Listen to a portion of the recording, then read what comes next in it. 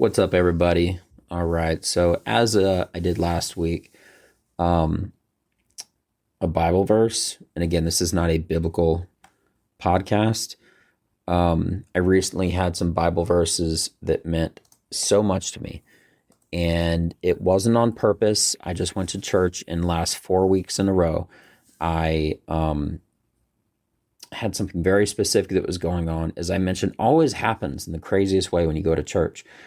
Um, and the message in the Bible verse was specific, extremely, to what I was dealing with and thinking and everything else. And just knowing that, hearing that, all right. As I also mentioned in last week's podcast, a lot of things that Jesus would say was just drop the mic stuff. It was like one sentence of a lyric of a song that you could think about for a whole week, but you could think about it forever. That's a drop the mic kind of a statement. It's really just hard, simple, undebatable knowledge that somebody can say and just walk away from. Drop the mic like in a discussion, right? And this week's Bible verse is actually Romans 12:2. And I'll say what it is and then the meaning and translation and what it meant to me and everything behind it. So Romans 12:2 says, "Do not conform to the pattern of this world, but be transformed by the renewing of your mind. Then you will be able to test and prove what God's will is, his good, pleasing, and perfect will." Boom, drop the mic. Now, that's what it says. What does it mean? Okay.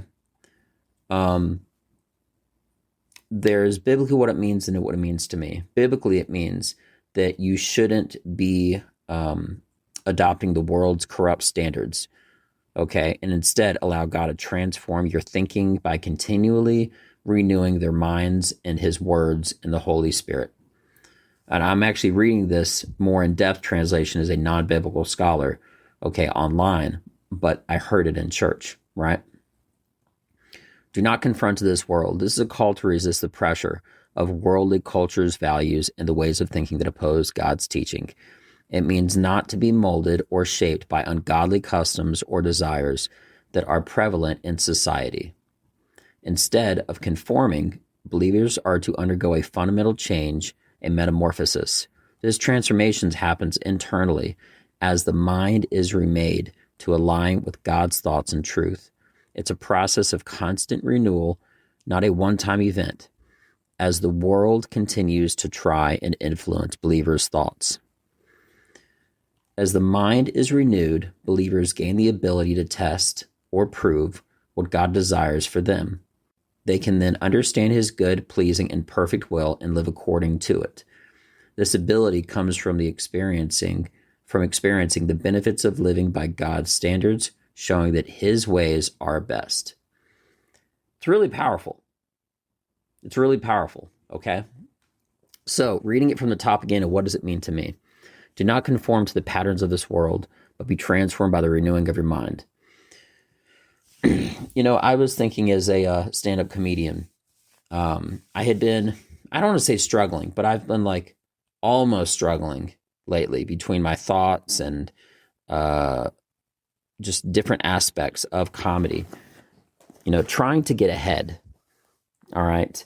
And I recently had the revelation of, instead of trying to be better than everybody else, think about it like this. If everybody was playing one sport and if everybody had all different types of support for entertainment or the best gyms, if it was a sport, like a physical sport or whatever it is, okay, and you had nothing, it's going to be pretty challenging to be better than somebody else. However, my point is this: if you do something that is different, you're in a sport, you're in a league all of your own. So I started thinking, I'm going to start doing my comedy, okay, different.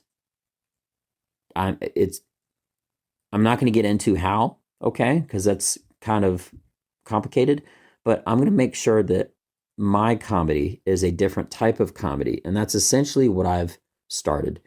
and the reaction I'm getting from the crowds and everything else is something completely new.